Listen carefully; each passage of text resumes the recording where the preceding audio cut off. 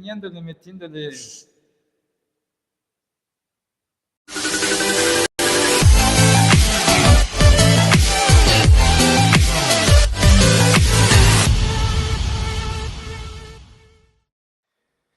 Hola, hola, ¿qué tal? Saludos cordiales, amigos, oyentes y televidentes de Conecta TV Radio Online. Qué gusto volver a encontrarnos, amigos, oyentes, a esta hora a través de las diferentes frecuencias en el Ecuador y el mundo. Estamos en diferentes plataformas, en el Facebook, en el YouTube, TikTok y también Instagram. Recuerden ustedes que también pueden ser parte de este servicio, de este espacio de opinión, de este espacio de diálogo, de entrevistas, con los mensajes que ustedes nos puedan remitir a través del sistema de mensajería, a través de las distintas plataformas que están activadas. Con mucho gusto compartiremos con nuestros invitados. Estamos, como ya es característico, en Quito, desde donde levantamos esta señal para el mundo entero, con una tarde totalmente abierta, tarde típica de verano. En definitiva, estos últimos días se han registrado fuertes soles, así que hay que protegerse también de los rayos solares UV.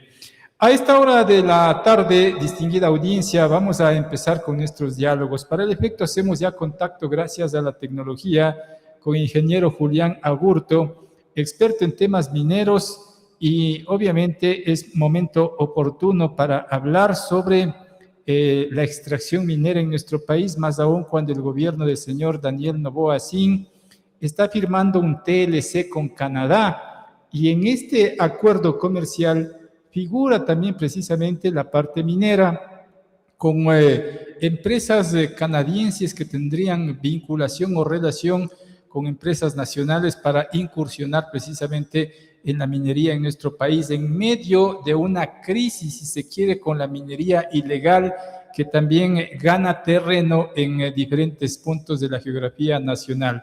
En este contexto, en este marco, ingeniero Agurto, le consulto si la extracción minera en nuestro país tiene futuro por el escenario que tenemos actualmente. Le escuchamos. Adelante, por favor. Buena tarde. Buenas tardes, mi querido Jorge. Efectivamente, la minería tiene futuro porque más allá de un TLC, más allá de todos los acuerdos internacionales que pueden haberse, el sector minero tiene un contexto de demanda a nivel internacional. Entonces, la demanda de los recursos naturales, y el Ecuador es un país que tiene yacimientos en oro, en cobre, y estos elementos están demandados a nivel internacional en el mundo, y por lo tanto, más allá de un TLC, son atractivos en el mundo. No es así como hay los diferentes productos agrícolas, que es importante irlos colocando en el mercado para que puedan irse fomentando la industria en ese sentido. En el sector minero, ¿quién más quisiera comprar productos mineros, y especialmente cuando se trata de oro? Entonces, es muy atractivo en este tema, pero claro, Canadá siempre ha sido un país en donde se han venido desarrollando las ferias internacionales como el PIDAC, y es un país en donde sus principales fuentes de financiamiento, incluso el fisco y todo esto, es la minería. Es un país que ha desarrollado la industria minera en muy buena medida y es un referente a nivel mundial. Entonces, es muy interesante este tema, pero también hay que tomar en cuenta que tenemos un catastro cerrado desde el 2018. Entonces, esto también empuja hacia un sector minero que quiere flotar, quiere salir con unos precios internacionales altos, pero tenemos la presión de un catastro minero cerrado. Entonces, estos son factores que de alguna manera frenan la industria minera nacional. Ingeniero, ¿este catastro minero cerrado al que usted refiere puede ser o es una limitante? Claro, es una limitante. De hecho, si tenemos inversionistas que están interesados en venir a invertir tanto en exploración como explotación, pues, y no tenemos un catastro minero abierto, eso significa que no hay otorgamiento de nuevas concesiones mineras, y esto se da para que se hagan una serie de movimientos al margen del catastro minero, entonces no hay más que sino establecer convenios con quienes ya tienen concesiones mineras establecidas y con quienes tienen regularizada la situación, pero para los nuevos proyectos y para, dadas las circunstancias del Ecuador, que es un país que tiene muy buenas perspectivas mineras, entonces con un catastro cerrado no podemos acceder a nuevos territorios, a nuevas superficies para proceder a hacer la exploración correspondiente y posteriormente la explotación. Entonces, es el principal limitante. O sea, tenemos un catastro minero cerrado, eso significa que no podemos tener llegada de nuevos inversionistas. Si bien es cierto, en Canadá los discursos son muy alentadores que vengan a invertir en Ecuador y de hecho Ecuador tiene un potencial minero extraordinario, pero si es que no hay las condiciones acá en territorio, cuando se encuentran que tenemos una falta de seguridad jurídica, que tenemos un catastro minero cerrado y con buena voluntad de abrirlo, pero que han pasado ya 7 años y ya vamos para 8 años y que no podemos realmente arrancar con esta industria, que es muy lucrativa. Pero entonces, ¿cuál viene a ser la salida si tenemos limitantes como los que acaba de citar usted, cuando también se ha hablado mucho con Canadá de inversión internacional, sobre todo ese país por la experiencia que tienen, que vengan al Ecuador? Pero si tenemos limitantes, ¿cuál es la salida? La salida es que podrían entrar a trabajar en los proyectos que ya tenemos montados, que tenemos proyecto Mirador, Fruta del Norte, que está operando, el proyecto Cangrejos, que ya viene en camino, uno de los proyectos mineros en oro más grandes, primarios que tenemos, el proyecto El Domo, La Plata, Guarinza, Loma Larga, que son proyectos que muchos de estos, en la mayoría, están ya en manos canadienses. Entonces, ellos van a trabajar sobre esto y de hecho hay una perspectiva que con la firma del Tratado de Libre Comercio con Canadá se avisora de que va a haber exportaciones por alrededor de 400,000 onzas en lo que va del año, es decir, cada año hasta el 2030. Sin embargo, en el tema del oro, en las exportaciones, sería interesante. Una de las salidas es nosotros estamos colocando minerales a nivel internacional, pero principalmente oro. Entonces, el oro no necesita prácticamente un fomento de un programa de comercialización a nivel internacional para fomentar la venta.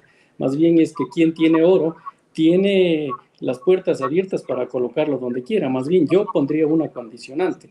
Ok, quieren oro, pues bien, yo les voy a vender el oro, les voy a vender los minerales como del cobre y todo esto, pero vamos a hacer una combinación, pues un compromiso también para que compren los productos agrícolas que en este momento el Ecuador podría tener una balanza deficitaria o en algunos otros productos, pero principalmente el oro, lo que son recursos naturales, lo que es oro, lo que es cobre y los demás minerales que están relacionados o que se explotan de forma simultánea como secundarios en los yacimientos, pues son muy atractivos precisamente por la demanda internacional. La industria de tecnología, la industria de construcción, la industria del fomento a las energías renovables y el control al medio ambiente demandan materias primas y demandan cobre y demandan los demás elementos para el desarrollo tecnológico.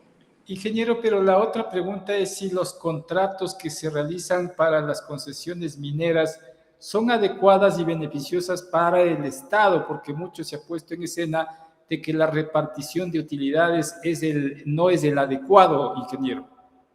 Indudablemente que habrá que poner un análisis profundo a la hora de suscribir los contratos de operación, los contratos mineros, porque el Ecuador, si bien es cierto, tiene dos modalidades. La una modalidad es cuando el Estado es el que explota sus recursos naturales a través de la empresa estatal, que es la Empresa Nacional Minera, y es en donde el Estado es el dueño de la concesión, el dueño de los recursos y además es una empresa nacional. El otro escenario es en el cual, como en los casos que acabo de mencionar, Mirador, Fruta del Norte, Cangrejos, etcétera, todos estos proyectos, en donde los titulares son empresas extranjeras. Y estas empresas extranjeras son los dueños de esos proyectos, son los dueños, y el Estado lleva lo que le corresponde en calidad de impuestos, en la parte impositiva y de regalías. Entonces, ahí hay que poner bien el análisis al momento de suscribir esos contratos y un buen análisis para evitarse incluso problemas de demandas internacionales, que es uno de los principales problemas que tenemos en el Ecuador, aparte de que la inseguridad jurídica, hoy tenemos unas reglas de juego en temas jurídicos y de estabilidad, al día de mañana, al año siguiente, al gobierno nuevo que entra, tenemos nuevos escenarios, y entonces eso desestimula la inversión extranjera, porque en minería tenemos periodos de estudio, de exploración, de evaluación económica de los yacimientos que no van de 2 a 3 años, son periodos que van de entre 8 y 15 años. Entonces, cambiar las reglas del juego cuando recién al transcurrir los 8 años o los 12 años, entonces nos han cambiado las reglas del juego, es más, en la medida que van cambiando los gobiernos, eso desestimula la inversión extranjera, porque poner centenares de miles o de millones de dólares en este tipo de inversiones que desde de por sí ya son inversiones a riesgo, y además tener inseguridad jurídica, entonces eso no es atractivo.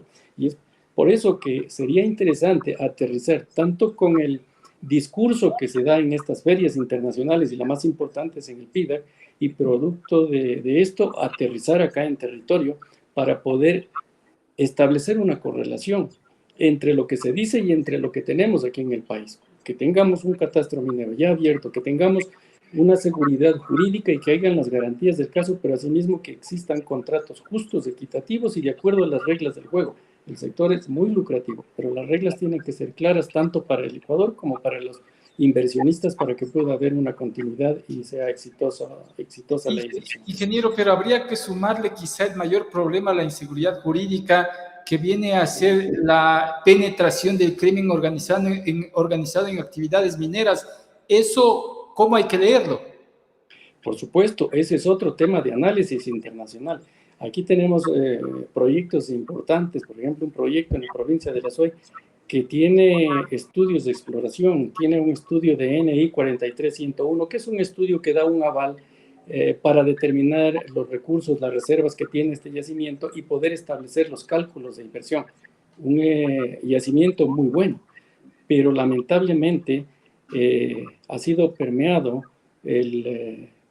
este yacimiento, este depósito, esta concesión minera por grupos irregulares, en donde existen interesados internacionales en entrar a hacer las inversiones correspondientes, en entrar a lo mejor hasta comprar el proyecto, pero se encuentran con que tenemos problemas graves de inseguridad en la zona, donde hay grupos irregulares que se han hecho cargo. Y esto empieza porque tenemos un catastro minero cerrado. Lamentablemente, la consecuencia de estos acontecimientos son esos. Tenemos un catastro minero cerrado.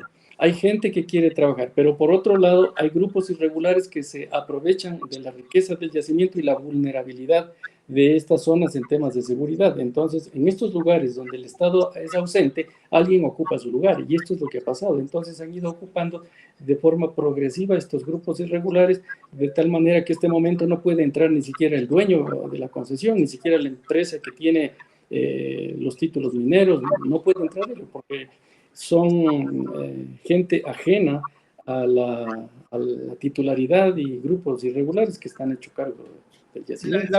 La minería ilegal, ingeniero, podría en algún momento desplazar a la minería legal. Está presionando, pero no creo que eso vaya a pasar. Sin embargo, es un riesgo que hay que tenerlo presente, y es en cuanto el Estado tiene que hacerse presente, porque donde hay un Estado ausente, alguien ocupa su lugar, y lamentablemente el que ocupa su lugar no son las mejores políticas ni las mejores acciones ni el mejor proceder. Es el Estado el que tiene que ocupar esos lugares, el que tiene que ocupar y hacerse presente en esos lugares, y de acuerdo a la ley y la Constitución ejecutar. El Estado tiene que poner las garantías para que se desplacen este tipo de cosas. Pero las consecuencias de eso no es solamente poner fuerza. El tema está en hacer un análisis sobre la mesa para poder determinar cuáles son los verdaderos problemas y cuáles son las causas, porque el problema, uno de ellos, es mantenemos aún un catastro minero cerrado. Tenemos aún procesos burocráticos muy largos, muy complicados, que nos han retrasado la consecución de licenciamientos ambientales. Entonces tenemos una serie de factores que han ido contribuyendo para que se lleve a cabo estos procesos de presión y que vayan desplazando a las actividades legales por una parte y por otra la presión que vamos teniendo, aparte con los precios internacionales que tenemos precios altos. Entonces, no hay espacios donde se puedan hacer porque tenemos un catastro cerrado. Entonces, y aparte de esto que tenemos que hacer, en el momento en que se decida esto, hay que hacerlo de forma progresiva para que se haga el catastro minero, pero también con un análisis técnico, un análisis jurídico y con reglas del juego claras, de tal manera que este momento no vengan a presionar quienes han estado tras de espacios y concesiones mineras en lugares que ya se presume o que por estudios previos se conoce que son zonas muy ricas y que vengan a meterse por la ventana y tratar de meter el caos. Entonces hay que levantar una hoja de ruta que sea adecuada para estas circunstancias. Las concesiones mineras que ya están operando en el Ecuador y los inversionistas futuros requieren de una legislación más fuerte en el Ecuador. Yo pensaría que habría que toda ley, todo puede ser susceptible de mejorar, pero tenemos reglas del juego claras, tenemos ya con la experiencia que hemos ido adquiriendo a través de estos años, sin embargo, de ser un país en minería que estamos aún aprendiendo respecto de los países vecinos como Chile, como Brasil, o como los países en Europa como o también como Canadá, que son países que tienen mucha experiencia en temas mineros. Tenemos ya algunos años que ya hemos recorrido, sin embargo, estamos un poco a la saga de ellos, pero ya tenemos una legislación que se ha ido adaptando a esta realidad.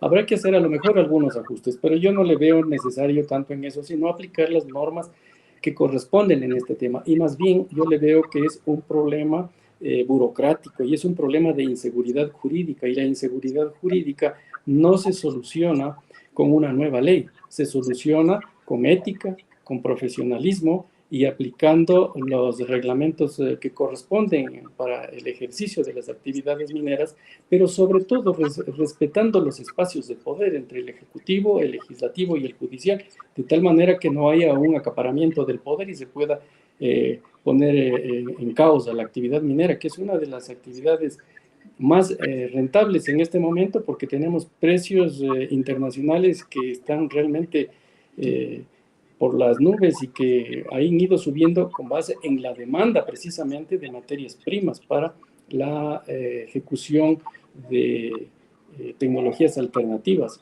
Entonces, hay alternativas, claro que hay alternativas, pero también tenemos que analizar y conciliar nuestras capacidades y poder aprovechar de esos recursos. Y luego tendrá que venir otra política en la cual no solo seamos consumidores de los recursos que estamos teniendo, porque llegará un momento en que nos acabaremos los recursos naturales, nos acabaremos el oro, nos acabaremos el cobre, y nosotros muy felices porque estamos exportando. Ahora mismo se vienen las expectativas de los 400.000 onzas y a lo mejor más, porque este momento con todo lo que el Ecuador está explotando, estamos exportando mucho más. Y en algún momento nos quedaremos sin esos recursos. Entonces hay que ir pensando en un plan como los que tiene, me parece que Noruega, un rendimiento por la inversión del producto de la exportación y venta de los recursos naturales. Entonces tenemos un capital que a largo plazo nos va a ir produciendo y no nos quedamos sin los recursos, porque de lo contrario estamos captando lo que estábamos consiguiendo en la explotación de recursos naturales, pero no los estamos gastando como caja chica del día a día. Ingeniero, la emisión de permisos que usted ya refería, me refiero a permisos ambientales, es uno de los problemas por los tiempos que significa sacar un permiso en el Ecuador. ¿Hay cómo flexibilizar a través de una resolución y no necesariamente de ley? Por supuesto, estos son temas que, bueno, ahí hay algunos temas que deberían entrar en análisis. Primero, que tenemos un ministerio que administra las dos cosas, tanto al tema minero, a los recursos naturales, y el mismo ministerio es el que otorga licenciamientos ambientales. Entonces, en ese caso, yo veo que hay una situación que no debería darse porque el Ministerio del Ambiente es siempre el que justifica sus acciones de explotación y todo el tema ambiental el Ministerio de Recursos Naturales justifica todas sus acciones en el caso de medio ambiente para que el medio ambiente resuelva. Y aquí el mismo ministro es el que resuelve las dos cosas prácticamente. Entonces, primero que ahí hay una contraposición de funciones. Entonces, por otro lado, podría ser vía alguna reforma pequeña, algún acuerdo ministerial, a lo mejor alguna cosa de esas para que se dé celeridad. Sin embargo, de que ya hubo una voluntad en ese sentido, pero la verdad que no llega a plasmar, porque generalmente lo que estamos ahora es esperando durante 2 o 3 años, en el mejor de los casos, para obtener un licenciamiento ambiental, y mientras tanto, usted ve que los precios internacionales siguen al alza, el Ecuador sigue perdiendo de ganar desde el punto de vista de captar, incluso aunque sea desde el tema impositivo, y regalías, y no se diga cuando son empresas nacionales o extranjeras que ya quieren empezar a operar y están queriendo explotar esos yacimientos. Tenemos las trabas con estos licenciamientos ambientales que duran realmente mucho, es muy engorroso el trámite, demorado, entonces por una firma tardan demasiado tiempo por los análisis, y además tenemos un catastro minero cerrado que no es que tienen bastante trabajo, sino que yo pienso que son temas más burocráticos y a lo mejor hay cierto temor en los funcionarios de cometer errores frente a todos los problemas que podrían derivarse de una toma de decisión de esta magnitud, y con los acontecimientos que ya hemos visto, que han habido manifestaciones, incluso muchas de las veces el desconocimiento de los temas mineros en determinados niveles de la función judicial hace que emitan sanciones y que paren en algunos casos los procesos de exploración y explotación minera. Tenemos el caso de un yacimiento que fue suspendido, me parece que es Loma Larga, por una decisión judicial. Entonces, por el tema de que no hubo la consulta previa y cosas así, entonces empiezan a buscar argumentos y leguleyas hasta llegar a ese objetivo, pero obvio, también hay que entender que estos temas son presionados también por los grupos que siempre han estado, los grupos de defensa del medio ambiente, que en cierta manera también tienen su razón de ser también, pero también las exageraciones están matando al sector. A propósito de la consulta previa, y también pongo en escena la consulta popular, ¿esto puede ser permanente amenaza para el sector minero? Es parte de la inseguridad jurídica que tenemos. Usted ve, cuando hubo la consulta popular, se votó porque no se hagan actividades mineras en determinados sectores. Entonces, por un lado tenemos una constitución, una ley de minería y un reglamento que dice que las actividades mineras tienen que ser reguladas de tal o cual forma, y existe ahí que existe la libertad de hacer actividades mineras cumpliendo la ley, pero por otro lado tenemos una consulta popular que dice que no se debe hacer. Entonces estamos en el limbo. Por un lado tenemos la seguridad jurídica que nos da la ley, pero por otro lado, por temas políticos, se hace una consulta para conseguir votos y que la gente, obviamente el sector minero no es un buen consejero de la política, entonces van a decir la gente que no se haga, obviamente, y entonces tenemos aquí un parámetro más de inseguridad jurídica. Por un lado, queremos que exista explotación, que exista ingreso de recursos, y por otro lado queremos que no se haga. Es como por un lado queremos tener un teléfono celular porque queremos tener la tecnología, queremos tener un automóvil eléctrico, pero no queremos que se use cobre, pero el cobre viene de la minería. Los minerales que se usan para la tecnología celular vienen de la minería. Entonces, hay que tener congruencia entre las exigencias y las demandas que exige la sociedad. El otro elemento que ahora, por las crisis que hemos soportado desde hace poco tiempo, me refiero a las eléctricas, también se pone como responsabilidad, y entiendo también están en las concesiones mineras, de que se debe generar su propia energía eléctrica, y esto como que no se está cumpliendo en el Ecuador, en el país, ingeniero. Efectivamente, sé que pidieron de que las mismas empresas mineras generen su propia energía eléctrica para abastecer su demanda.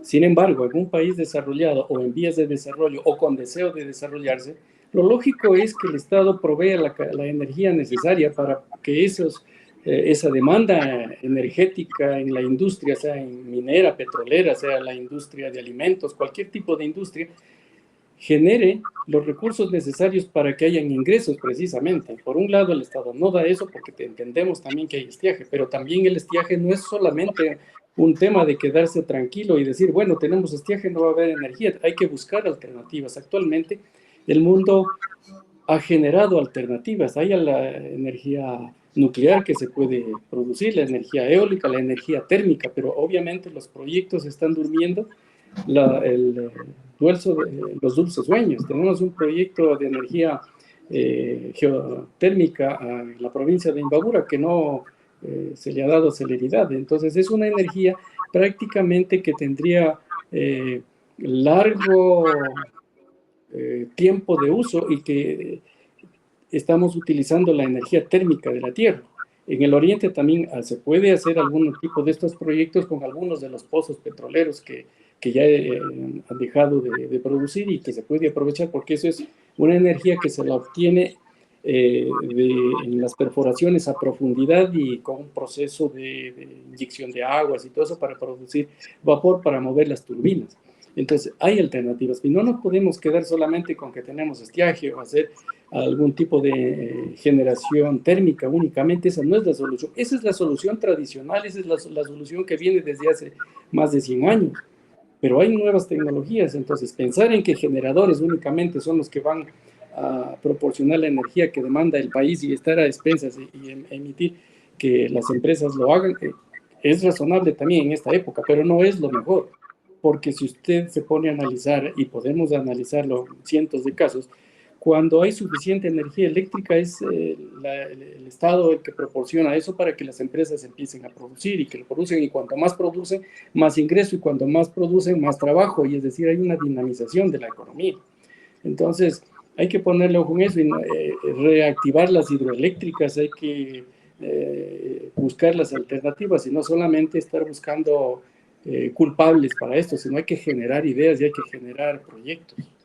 Y finalmente, ingeniero Agurto, en nuestro país hay sectores, sobre todo ambientalistas y pueblos y nacionalidades que permanentemente están opuestos a la política de extracción, sea minera o petrolera, en el caso de la minería, porque resulta que la industria minera es altamente contaminante. ¿Hay o no hay contaminación? ¿Se puede o no se puede hacer una minería, como se dice, responsable? Existe contaminación como todas las industrias.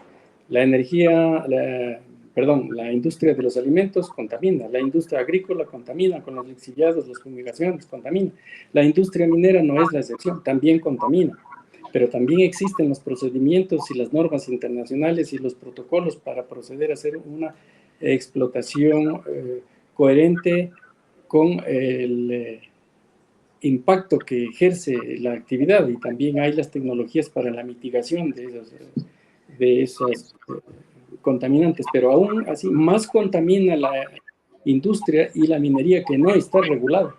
Y la minería que no está regulada es la minería que se hace a escondidas, la minería ilegal, donde el Estado no puede entrar porque lo hacen a escondidas, en donde la minería se la hace al apuro, se la hace deprisa, porque ya viene el Estado con los controles y todo queda contaminado. No hay ningún control ni del Ministerio del Ambiente en el tema ambiental, ni del Estado en el tema de control y seguimiento de las concesiones mineras. Entonces, por otra parte, si es que hay un seguimiento adecuado a las pequeñas industrias, a la pequeña minería, ellos también lo pueden hacer de mejor manera, sin embargo, de que tienen ya el control del Ministerio del Ambiente.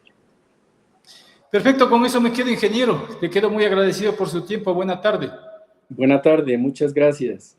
Gracias al ingeniero Julián Agurto, experto en materia minera, que hoy por hoy en los distintos gobiernos de turno, sobre todo los últimos, le han dedicado gran atención a la política extractivista minera, muy en particular. Por aquello se han firmado TLCs, como por ejemplo con Canadá, donde es un país muy interesado en invertir en el desarrollo minero en el Ecuador, pero que también ha levantado muchas alertas. El mapa minero va creciendo en el Ecuador, y se ha dicho que la minería es la fuente alternativa, si se quiere, de ingresos después del petróleo, porque la caída del precio, la caída más bien en la producción petrolera, hace que se deban mirar otros sectores. Pero la pregunta es, ¿ingresa más dinero al Ecuador a cambio de qué? poniendo en riesgo ¿qué? Y el riesgo es nuestros recursos naturales, nuestro medio ambiente y todo lo que está en el entorno. Y por eso se habla de una minería responsable que, como han reconocido los propios industriales mineros, no desconocen que haya una contaminación, porque todo al final contamina. Lo que dicen es se trata de generar el menor impacto posible en el medio ambiente o en la actividad minera que pueda generar problemas para el Ecuador.